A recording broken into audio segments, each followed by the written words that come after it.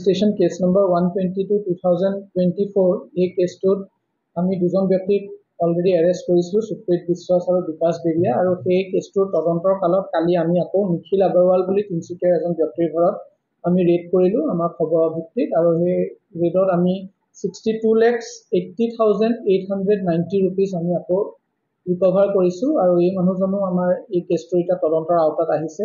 ইতিমধ্যে আমি তেখেতক কালি এভিডেন্সখিনিৰ ভিত্তিত আমি তেখেতক এৰেষ্ট কৰি আজি এতিয়া মহামান্য আদালতত আমি তেখেতক প্ৰডিউচ কৰিম, আৰু আমি আকৌ কাষ্টডিৰ কাৰণে কোৰ্টত প্ৰেয়াৰ দিম, যাতে আমি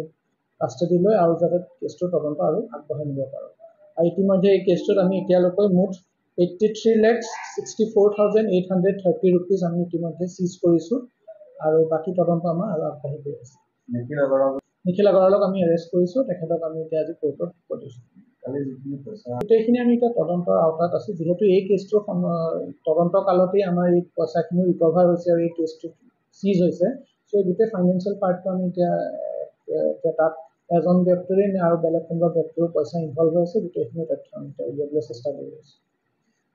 এই কেছটোত আমি যিহেতু এতিয়া ফাইনেন্সিয়েল এছেটছৰ পাৰ্টটো আমি ইনভেষ্টিগেশ্যনত আনি আছোঁ, চ' সেইটো কাৰণে আমি এইখিনি বিবেচনা কৰি আছোঁ। আমাৰ যিখিনি স্পেচিয়েলাইজ এজেঞ্চিজ আছে তেওঁলোকৰ লগতো আমি ভাবিছোঁ ডিছকাশ্যন কৰিম, আৰু তেওঁলোকৰ পৰা যিখিনি সহায় সহযোগ লাগে আমি বিচাৰিম।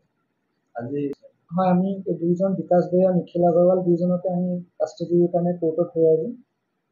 চেষ্টা কৰি আছোঁ, আৰু নীতিন বেৰিয়াকো আমি সোনকালে কৰায়ত্ব কৰিম বুলি আমি বিশ্বাসী, আৰু আপোনালোকৰ জৰিয়তে আমি আহ্বান জনাম তেখেতৰ বিষয়ে কোনোবাই যদি আমাক কিবা তথ্য দিব পাৰে আমি তেওঁ আহ্বান জনাম যাতে আমাক এই কেছটো